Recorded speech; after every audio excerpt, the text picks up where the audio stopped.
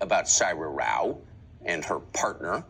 It's called Deconstructing Karen, and it's about Syra and her partner Regina Jackson and their new company, Race to Dinner.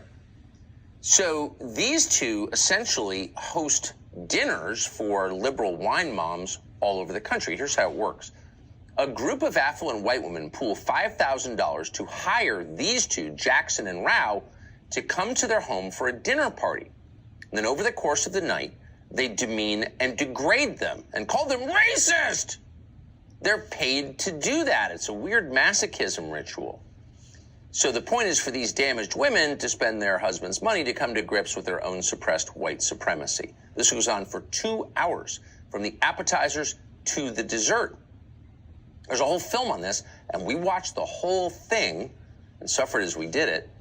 To bring you the highlights, here's how the typical dinner goes. So the night begins with the white ladies introducing themselves and conceding that they are the worst people in the world because they are white.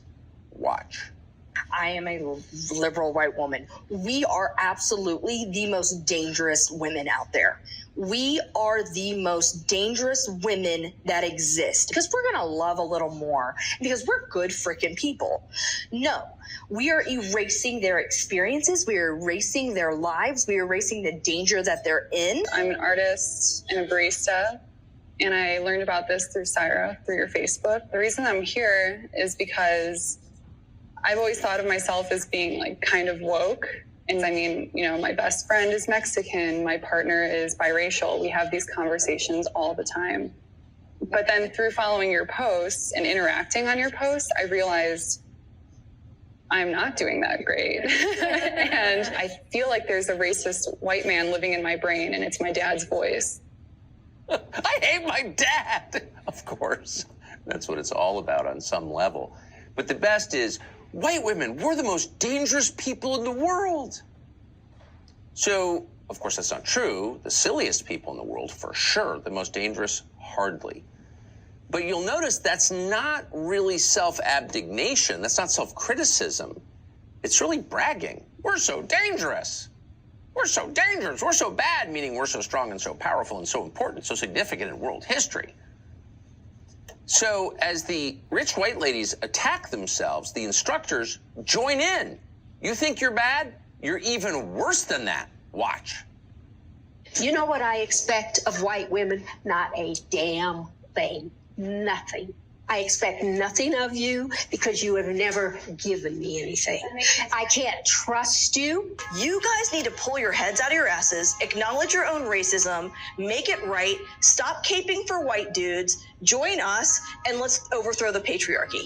You walk through the world with a different experience because you are a white woman. White women feel the desperate need to be nice. It's white women's niceness that is killing us all. At these dinners, we see white women behaving badly.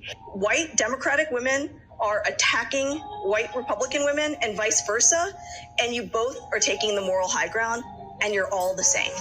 Before the dinners, white women respond much better to other white women than they would with us, and that, in a nutshell, is white supremacy. I have this discussion with people that I know, friends, lawyers, everybody, and they'll say, well, Regina, you know, there are some good white people. And I'll go, well, what have the good white people been doing for the last 450 years? Of course, the white people just paid you $5,000 to yell at them over dinner.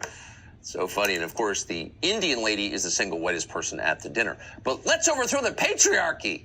Of course, they already overthrew the patriarchy. That's why they're so desperately unhappy.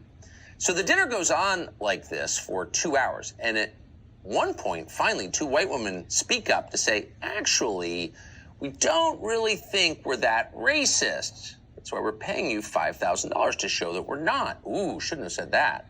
The instructors give them a public thrashing in front of the other ladies. Watch. I have 2 young children, and it's important for me that they grow up colorblind, right? So I've heard this a couple times already, colorblind, and you don't see color. And I'm just going to drop the bomb here. That's white supremacy. My kids are biracial, so my husband is Hispanic and white, and I don't see color. I don't see. So how she said, I'm blinded to color. Like it doesn't faze me at all. You've mentioned it and you've mentioned it. Being married to a black person or a brown person, having brown or black children does not make you impervious to racism. You cannot, frankly, fuck your way out of racism. You can marry a black dude, but you're still racist. Because it's blood guilt, of course. It's inherent. You were born with it. It's in your DNA. Well, that's just kind of Rwanda stuff at that point, but they keep going.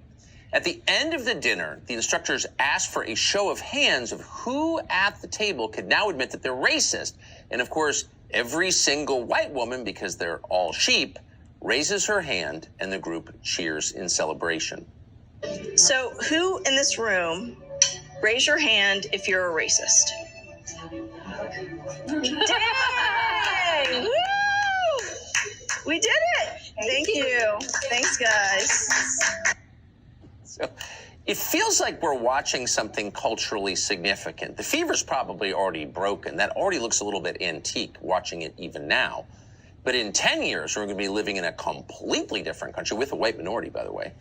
That will look even older and stranger. And what will we make of it? What should we make of it? What does that tell us about the people who run our country? And just to be clear, most people would never participate in something like that on either end of it, either as a host or one of the hapless, high-paying guests. But the people who do stuff like that and improve it are the ones who are in charge of everything in America. So what should we make of them?